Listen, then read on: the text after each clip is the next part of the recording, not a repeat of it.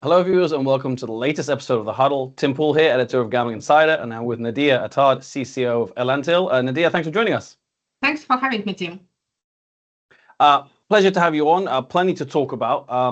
Wanted to start off potentially looking back a little bit because obviously you've got a great new project here at this company, but you've got plenty of experience across different organizations within the industry, lots of experience within iGaming. What are the biggest kind of lessons you've picked up over the years?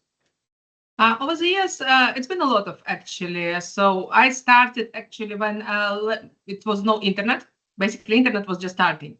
So I started in a small betting shop, which then I moved like 6 months down the line to a bigger betting shop. And then I found myself in Malta, where online was starting up with Betfair, which was a really, really cool concept, again, related to betting. And it was Betfair Exchange, which was really, really nice surprise and was a pleasant place to work. Why? Because people used to gamble against each other. So when they actually win, it's they're basically gambling against each other, and they love it. It's not that the company is taking your money. It's like you're playing like friends. Like, you watch a game and you have a small stake here, small stake there. So the community of players was much nicer, and they liked you as a company. So that's how I started. And over the years, the industry changed so much. It's back in the day, there was no regulated market. There was only MGA license and Curacao. Then Italy, UK came, and if you look around right now, everything I think it's regulated. There is nothing left over there. So it's been a journey over 20 years, I would say. Yeah, no, absolutely. So Elantil, the project, given that you've been at a few different companies and that we've mentioned it, kind of Relax Gaming, NetEnt, and we started out with Betfair there. I guess it's always a bit of a leap of faith when you start a new project, and you're not alone in that. There's been several kind of high-profile executives with a lot of experience as well. You've all kind of moved into this team here. What was the thinking behind the formation of the project, and what's the belief from you guys that you're going to take this forward?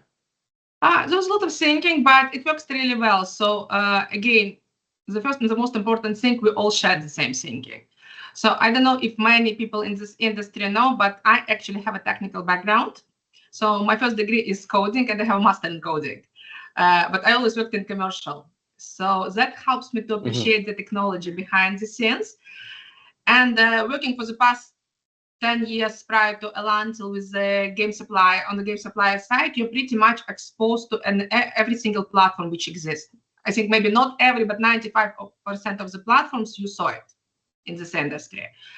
And you know what is good, what is bad, and what is cool. And I will tell you from my own experience, there are some good platforms, they're really good, but they're legacy. They've been built many years ago. And it's like a huge, massive, nice cruise ship with all the entertainments, what you have there. But if you want to change something, it's slow. And then there are some smaller ones, maybe they sacrifice quality and so on. So what I like about the idea is that the guys wanted to shake the industry. They wanted to come up with something new, which basically allow have your functionality of the cruise ship, but at the speed of a speedboat. And I believe them because, again, I saw that there is nothing now. And that one was the reasons why I moved along with the project. For them, they wanted to give also operators the same thing. They wanted to give them flexibility of deciding what they want. They wanted them to give them speed to move with the regulations very fast. They wanted to give them potentially something new like crypto, which is at the moment after Trump came to the government, it's just the wave is getting higher, higher, and higher. So this all is possible, and this is a cool concept. I like new things, I like know-how, and I'd like to be a part of something which is changing the industry. And I think all the cast, for example, NetEnt, it was free spins when I joined. Relax Gaming, they came with buy-in bets and so on. There was this concept. And then Elantil now with the new functionality, which actually allow you to put the settings yourself and move faster with your dreams, basically. Sure. That technical background that you mentioned, is that something you maybe you hide internally in case people come to you with support tickets or anything like that? Yeah, it works. Like sometimes I am blonde, so I try to play blonde. People who know me very well, they say, no, we don't believe you. But it's actually really cool because, yes, when people come to you, we cannot do it. I'm like, it took me 5 minutes in past to do this specific task. So please don't give me, the plan that it will take us 5 months. And it helps a lot with the operators when they say, oh, we cannot integrate you because of this, and I'm like, guys, we can help you and so on. So yes, I don't put it very publicly, but it's nice Cool. to understand things in the background. Yeah, interesting couple of advantages that you kind of outlined there. So the USP kind of, I think you outlined it very well to me, exactly what the kind of USP of the company is, and the analogy of the cruise ship and the speedboat makes it very clear. But I guess in your commercial role, how do you kind of put that message out there? And obviously, I guess this is the crux of your job, really. But how are you kind of pitching that to operators? And because it's a very behind the scenes thing, it's difficult to actually, just put it in front of someone and show someone. You're not like selling, like a drink or, something physical. Not even games, because when you go to games, it's very easy. You just show, you click a button, everything is playing. And you're right. It's not. It's different. I wouldn't say it's not simple, because you need to, first of all, you need to know your product and say it out. And getting back to technical background, it helps because you understand what they're talking about and you can answer the questions on the spot. So that's a big USP. But it's also challenging because the product is so good that people don't believe it exists. They say it's not true. You're a commercial person, you're overselling. And if I might tell a story behind it, like I think it was my 4th month with the company, and I was sitting with a good friend of mine from Germany, and Germans, they're very skeptical. And I was sharing my frustration. And he was also a big C-level person from my operator side. And I mentioned, like, what do I do? They don't believe me that we have it, basically. And back in the days, we only had 1 customer live. Now we have much more. People joining and integrating. And we had just 1 customer went live on Thursday, so pretty much yesterday. And there is another 2 going live like very, very soon. So it's a different situation now. But back in the days, 1 customer live. People don't believe in your product, that your product exists. And he told me, imagine. So I use a football example.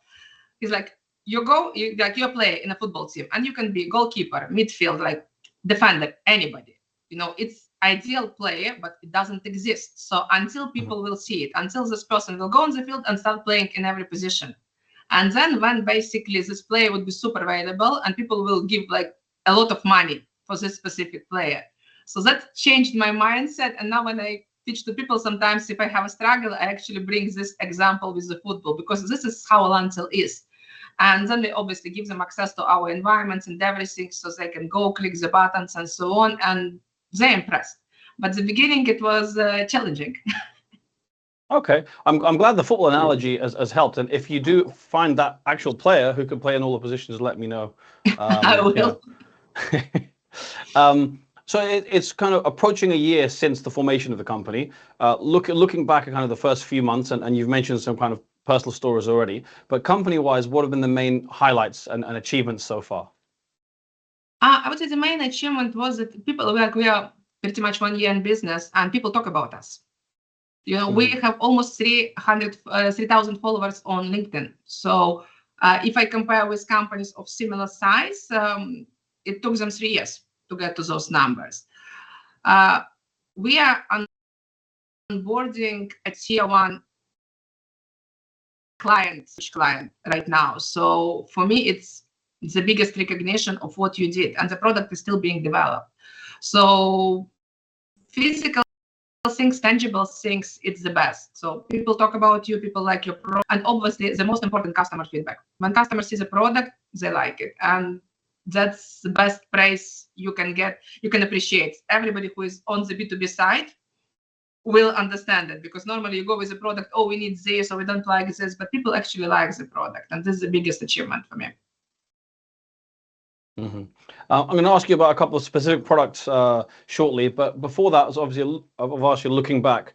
What about looking ahead? So we're deep into, well, not deep into, we're into H2 already, but looking at the rest of H2 and then 2026, which kind of would be obviously the second year for the company. What are your plans? What are the kind of targets? We just actually, before this meeting, we had like a budget session, what we would like to achieve. So we have quite ambitious targets, but nothing unrealistic. So I always like to have ideal picture in mind, and the ideal picture, obviously, to have the company evaluated on the Google range, because the technology is so cool that it's the next company I can put us on par with.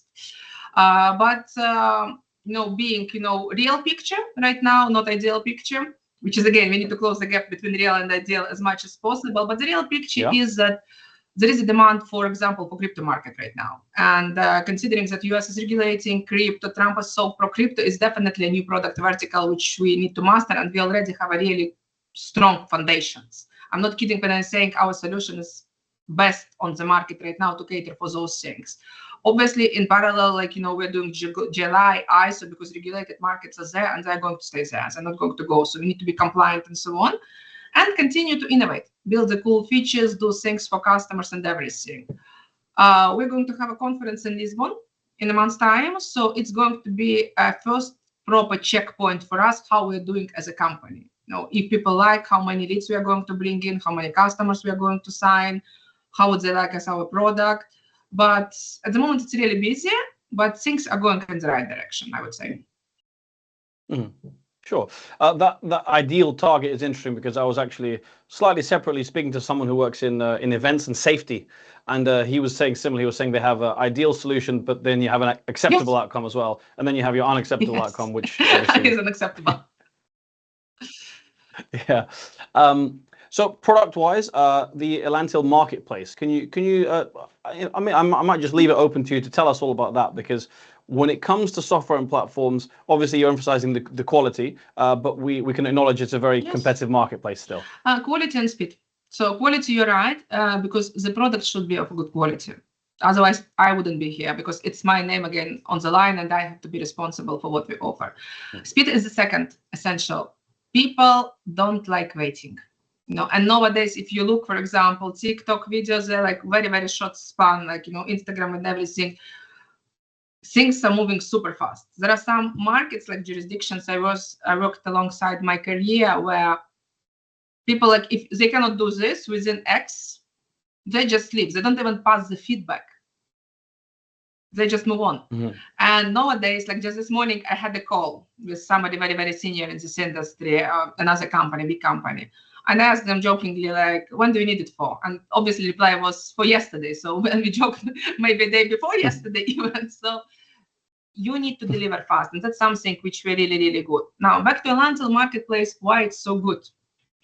It allows you to get any supplier very fast. So literally, you just click a button, off you go there. And then again, it's one of the things people don't believe, that we're not making any money out there. So they think, when we say customers, it's pretty much free. It's like a direct deal. What people think behind the scenes, that we have side deals with like suppliers, we charge some money over there, because back to this football play, it's too good to be true. How can you get everything? How you can get like, no any fees with suppliers? How is it possible? But it is possible, again, thanks to our experience and thanks to our thinking, how we would like to approach this thing. So it's a very complex product, but it looks very simple. But there is so much like technology things behind the scene to make it simple, because it has to be, again, fast, easy, and simple. Because if it's complicated, like I know other platforms who have amazing marketplaces or similar setup, but it's very complex to use and people don't use it because of it. So it's simple. Click a button, you want the supplier, it's there. And it takes us, I'm not kidding, between 2 hours and 1 week to add a casino.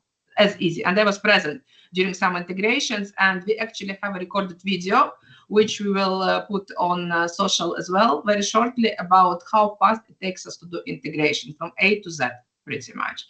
So we want to make operators' life easier. That's why marketplace is one of the things to move forward. And it's not just for casinos. It can be payments, it can be sportsbook, it can be KYC providers. You would like to have affiliate. So why do we have to limit customers? No, I want 3 games from this supplier. Why do I have to say no? I want to go live tomorrow with this specific game. I don't want to take another 60 games. Why do we have to say no?